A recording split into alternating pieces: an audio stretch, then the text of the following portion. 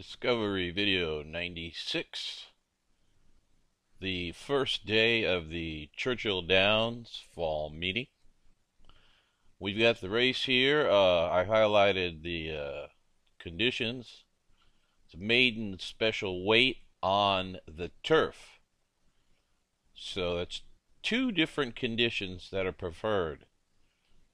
And one is actually 4-star. So you call that a double preferred 4-star. And you really can't get any better than that. I'm going to log into the free area and click on view all discovery videos, the link or banner, get to this page, and right here under the right side under the red arrow is my listing for value odds and overlay preferred races. After 16 years of research, I have narrowed it down to this group, in which I have a better than average chance on getting a nice priced value odds or overlay winner. And also heavy favorites running out, not winning or out of the money completely. So these are the favorable conditions. You got starter allowance races. That would be, you'd see ALW, the amount, and they'll have a little S. No other allowance races are preferred. Has to have the little S. Non-graded stakes and grade 3 races. It'll have the name of the stake, like the John Moore Stakes, 75,000. If it's a grade 3, it'll also say G3. Okay. Grade 1 and grade 2 are not preferred. All maiden claiming races. That condition is highly rated 4 stars. All maiden special weight races. And this race we're looking at here at Churchill Downs is one of those. So that's one classification this race qualifies for already. Then you have claiming races with a condition. It'll say CLM, the claiming price, and then some kind of numbers and letters to the right of the claiming price.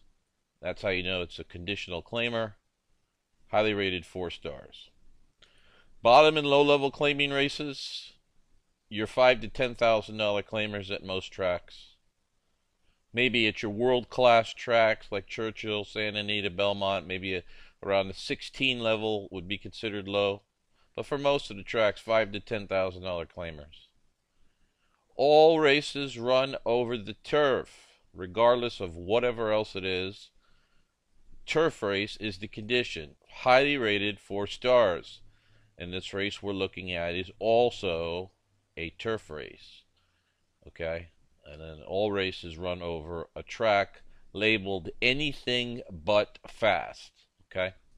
So the race we're looking at is the turf race, which is 4 stars and a maiden special. That makes it a double preferred 4-star. You really can't get much better. I mean, there's only one other higher. It would be a 4-star over 4-star. But needless to say, you look for races like this. And, you know, there's certain tracks, the ones that are on the Discovery video page, and you look for these races, preferred races. And first of all, the horses that have the blue are scratched. Okay? So what I do after I find myself a good race, I go right to the value odds horse. And in this case, it's the top pick, number 6, Star Force. Okay.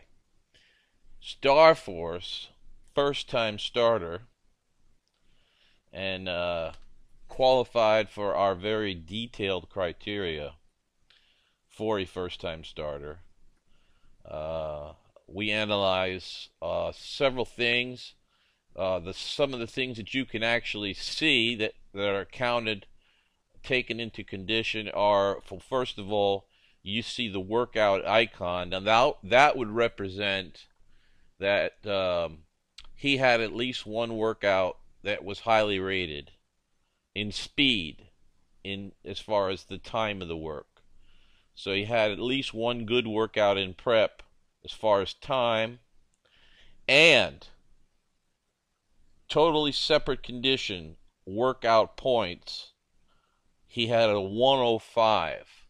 Now, workout points are a measurement of the pattern of workouts. They look at the distance of the workouts and the pattern of the workouts, not the time. So the time is irrelevant in workout points. I personally weigh the workout points more heavily than the workout icon, because any horse can run a fast workout in the morning.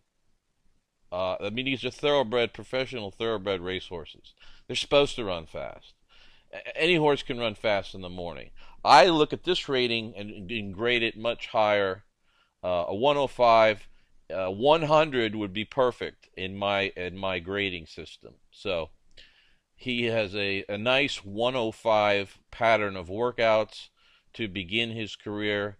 The workout icon is simply a bonus. Okay, that's the way I look at it. Now, some of the things that we also weigh that you're not going to see an icon for, unless the breeding is the best turf pedigree in the race, which he does not have. But his pedigree was measured for the distance, 8.5 furlongs, and the surface, turf.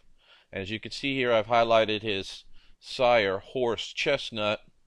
Now, Horse Chestnut was a Horse of the Year in South Africa, won the Triple Crown, the South African Triple Crown, won 9 out of 10 career races. His pedigree goes from Fort Wood to Sadler's Wells, and this right here, very, very, very much so, distance and turf, okay?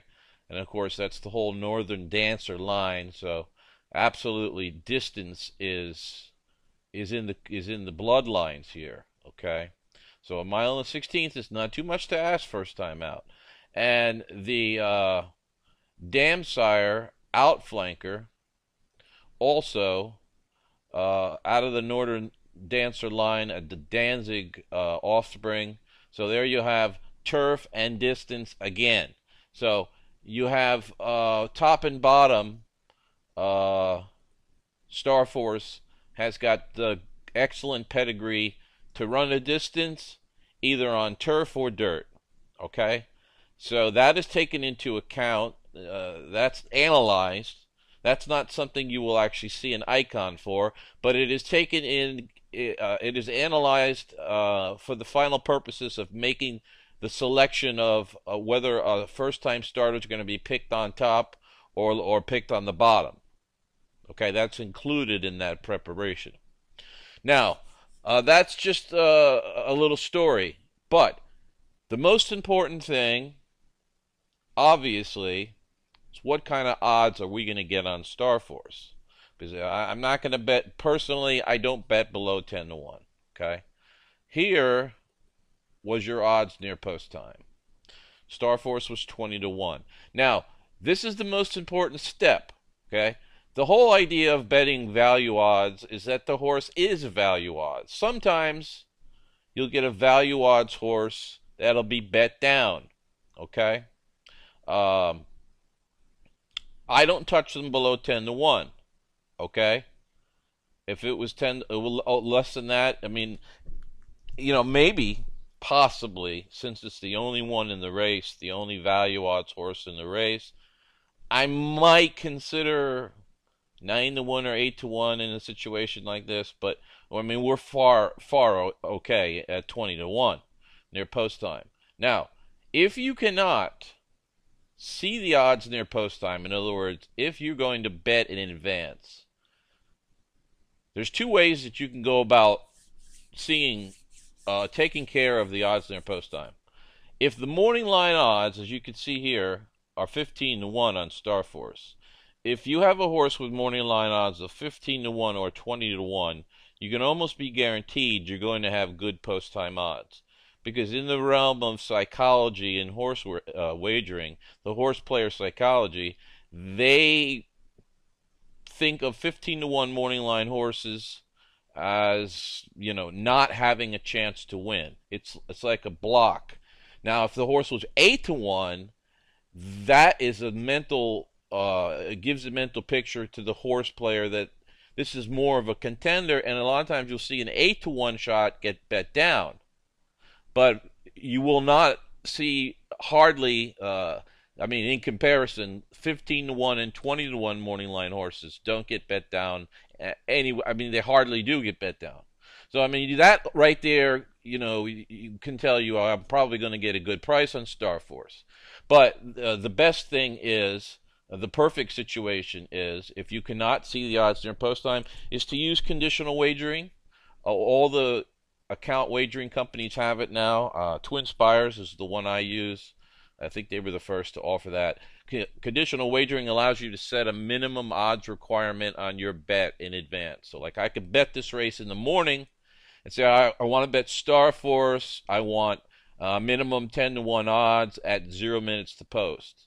And conditional wagering will check the odds at 0 minutes to post, and if my criteria of minimum odds is met, then my bet is placed. If my horse is bet down below my minimum accept odds, the bet is not placed. So that's the whole thing about conditional wagering. And like I said, I use Twin Spires, but I think all the conditional wagering is available now at every U.S. Account wagering. I'm pretty sure all of them have it now. It's an excellent tool. All right, so that takes care of that whole deal. But as you can see here, your odds on Group A on the top three I have here, 20-1 on Star Force. The 4 Super Saturday was getting the money at 8-5, having finished 3rd and 4th in his 2 turf starts, Saratoga and Belmont. 15 was scratched. The 7 was 5-1.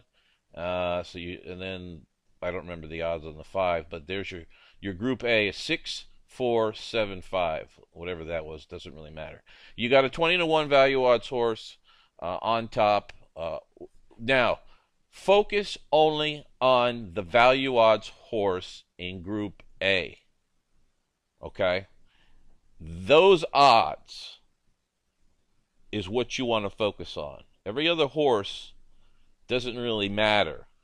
I got to have 10-1 on my value odds horse, and if I do, it is a bet. Okay, and since this is a double preferred 4-star race, it's a very good bet. Okay, so with that in mind, let's go ahead and get to the nitty-gritty. We've got 20-1. We've got a story as to why Star Force makes a good first-time starter criteria bet. The last thing I like to think about is, why is the betting public not touching this horse? Very simple. The betting public does not like first-time starters going a route of ground on the turf. Okay? Now, 20 years ago, these horses never would win. Okay? That you would never consider a first-time starter going a route of ground on the turf. Okay? It was always just, the trainers just always gave them a race. Very seldom. Compared to today, where it's much more common to see a first-time starter win on the turf first time out at a distance. Compared to 20 years ago, it's like night and day, okay? It does happen now, okay? And like I said, my criteria for analyzing takes a lot, all the things I discussed with you. The workout time, the workout patterns, the pedigree of the horse is obviously important. A horse going a route of ground on the turf, I have to see a turf pedigree and distance pedigree in the bloodlines. Okay, and see, all that was in effect, and it was active, and it was all there positive. Okay, but like I said, 20 years ago, you didn't really see many of these horses win. But like I say in, I think, every video, the game is changing. All right, this game subtly changes over time. The reason I know this is because I've spent the last 16 years studying the results of every race at every track. and comparing those to the report, and of course watching as many races as possible. But you see the subtle changes in the game, and so that's why it's a dynamic game, and the handicapping has to be dynamic. If it's static, it's just like anything else. It's not as effective as a dynamic type of tool.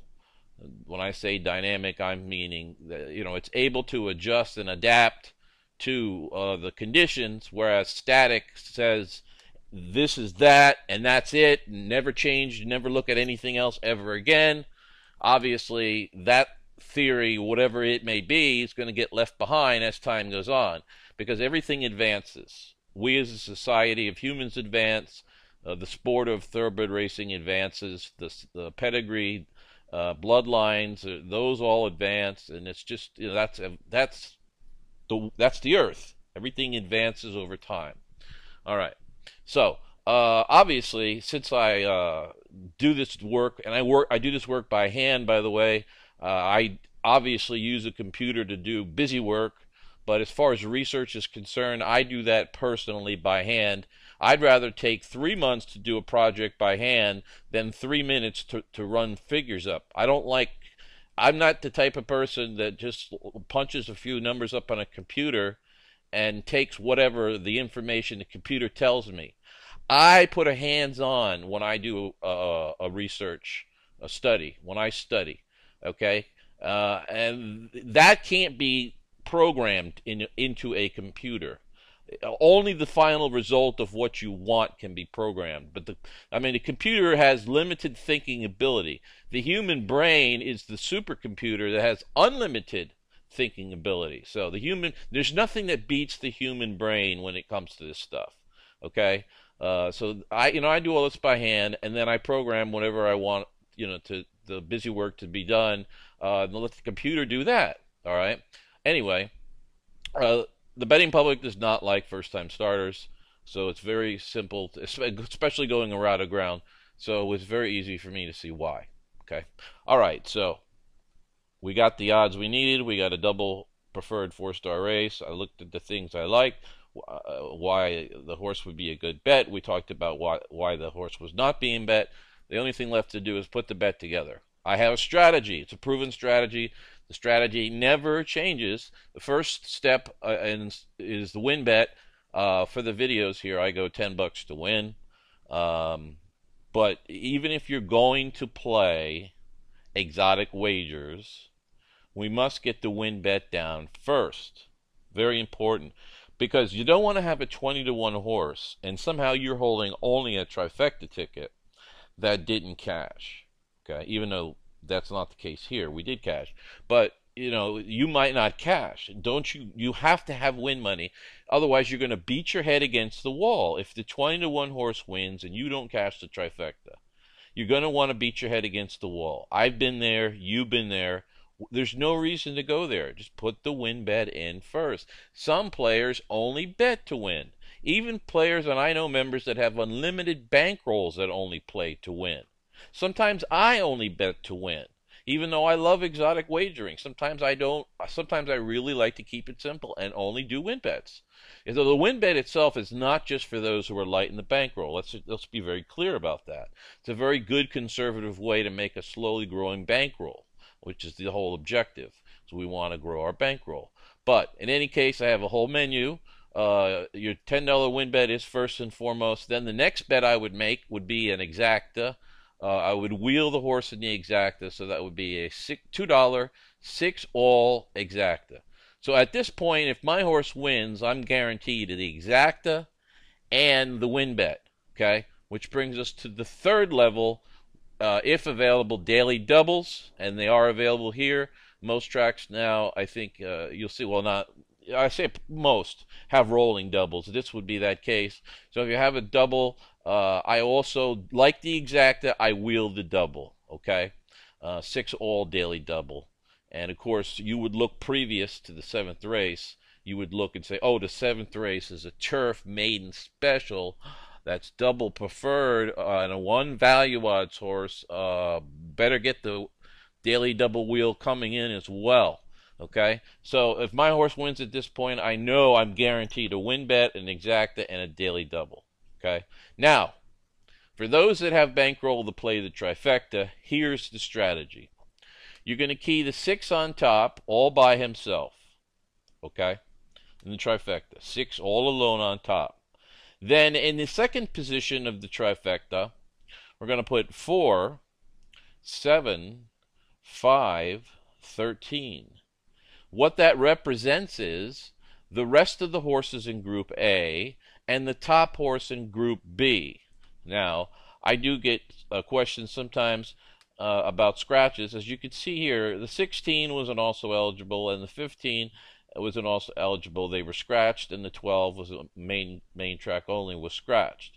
Okay, you have to make these adjustments. I mean, it's very simple. You either draw a line through it, or if you're viewing on a computer, just, I use Firefox, and I can get these little, if you do the Firefox browser, get the wired marker on the Firefox browser, and you can actually mark the page like I do, okay? But 6 on top, and Group A was 6, 4, 7, 5 after scratches, and that would also mean the top horse in Group B became number 13 after scratches. Okay, so those horses in the second position, and then all in the third position, and for a 10-cent super, all for fourth. It would be 6 on top with the 4, 7, 5, 13 with all, and then 10-cent super, all for fourth. Okay, and that's how that's played. And the only other bet that's out there, let's say you got to pick 3, pick 4. You would simply take your high-priced horse, value odds horse in situation, single that horse in the pick 3, and bet your Group A horses in the other 2 races. Very simple. Well, that's the proven strategy. Let's take a look at what happened here. Okay, here we go. Broke dead last. It didn't really bother me because so frequently first-time starters break slowly. Obviously, it's their first time racing. They don't actually have, I don't care how well trained they are and how much their bloodlines are for for the situations. This is their first career official race, and most of the time you will see them break slow. But he rushed up, which at that point I didn't like to see. I would have liked to have seen but Saez is, I think he's underrated, but he did the right thing here. He let the horse go on and run within himself. Was 24 and 3, 49 and 1, 113 and 4. So I mean he was on the lead, easy fractions. And as you can see here, went wire to wire at 20 to 1. Your favorite, like I said earlier in the video, these favorites run out very frequently in a preferred race, okay, and that makes everything pay better. First of all, your Win Mutual 4360, very nice there. The exacta 278.40. The trifecta, I play it for $1, so we'd have half of that. Actually, let's get here's all the payoffs here. $10 win bet returned $218. The exacta returned $278.40, like I showed you there. The dollar trifecta, the way my strategy works, paid out $1,349.50. We also hit the superfecta, obviously. 10 cents returns $745.64. That's a nice dime super there. Daily doubles $299.60 and $257.40. $3,148.54 returned on that one particular horse, which I call a very special first-time starter in a double preferred and 4-star situation. Okay? Churchill Downs. All right. First day of the meet. We are off and running. If you want to know what tracks to play, just take a look at the discovery video page. You will see the tracks I have on the videos: Churchill Downs, Turf Paradise. This was a Monday, Tuesday. We knocked them dead earlier in the week. Santa Anita, Monmouth Park, Belmont Park, Santa Anita. Okay, Suffolk Downs, Belmont Park, Santa Anita. I mean Calder. You get the idea if you just look at this page. See what tracks that I'm doing the videos on. Delaware, and you'll see where the money's at. Okay. And that answers just about, in this video, I've pretty much answered every question that was ever asked. All right. So I definitely encourage you to watch again. Now you have 96 videos on this page, which is over here on their free area. Okay. This is the free area, also known as the Horse Racing Digest page. You have your discovery videos here. There's 96 videos to look at there.